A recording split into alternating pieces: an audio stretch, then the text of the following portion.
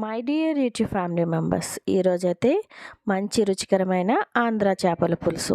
ఈ చేపని మేము మా వైజాగ్ సైడ్ అయితే మునాలుగు అంటాం. ఏంటి ఈ చేపని డిఫరెంట్గా కట్ చేశారనుకుంటున్నారా? మరి ఈ చేపని ఇలాగే కట్ చేసుకొని వండాలండి. ఇలా కట్ చేసుకుంటేనే మనకి ముళ్ళు అనేవి కరెక్ట్గా తెగుతాయి అన్నమాట.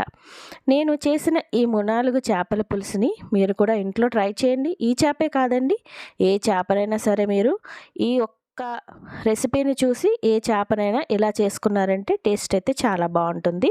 మరి ఈ చేపను కూడా మీకు నేను చూపిస్తాను. ఇప్పుడైతే మనం వీడియోలోకి వెళ్ళిపోదాం.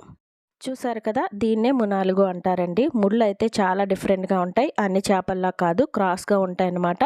అందుకనే కట్ చేసి ఇచ్చిన వాళ్ళు కూడా ఈ విధంగానే క్రాస్గా కట్ చేసుకుంటారు. మా అమ్మగారికి అయితే బాగా తెలుసు, ఈ చేప పులుసు చాలా బాగుంటుంది ముళ్ళు ఎక్కువ ఉన్నప్పటికీ. పిల్లలకు మాత్రం అస్సలు పెట్టకండి, టేస్ట్ అయితే మాత్రం చాలా చాలా బాగుంటుంది. ఇందుకోసం ఒక పాన్ పెట్టుకొని ఒక 3 స్పూన్ల నువ్వుల నూనె వేసుకున్నాను. అలాగే కొంచెం అంత మెంతులు, పచ్చిమిర్చి, ఉల్లిపాయ ఇవి వేగిన తర్వాత టమాటాను కూడా వేసేసుకొని ఒకసారి కలుపుకోండి.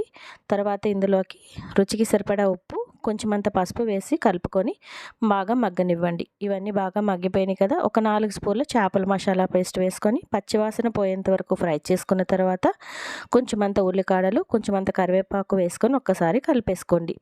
తర్వాత ఇందులోకి మనం ముందుగా కట్ చేసుకున్న చేపలన్నింటినీ వేసుకొని బాగా కలుపుకొని ఒక 3 స్పూన్ల కారం వేసుకొని మరలా కలిపేసుకొని తగినంత చింతపండు రసం వేసుకొని మీడియం ఫ్లేమ్లో 10 నిమిషాలు ఉడికించుకుంటే మునాలుగుల చేపల పులుసు రెడీ. మీకు చేపల కూర రాకపోతే ఈ విధంగా ట్రై చేయండి. ఏ చేపనైనా ఈ విధంగా చేసేసుకోవచ్చు, చక్కగా పులుసు పట్టేసుకోవచ్చు. వండని రాని వాళ్ళు కూడా వండేయచ్చు. నచ్చితే ట్రై చేయండి. ప్లీజ్ నా ఛానల్ సబ్స్క్రైబ్ చేయండి, సపోర్ట్ చేయండి. Thank you.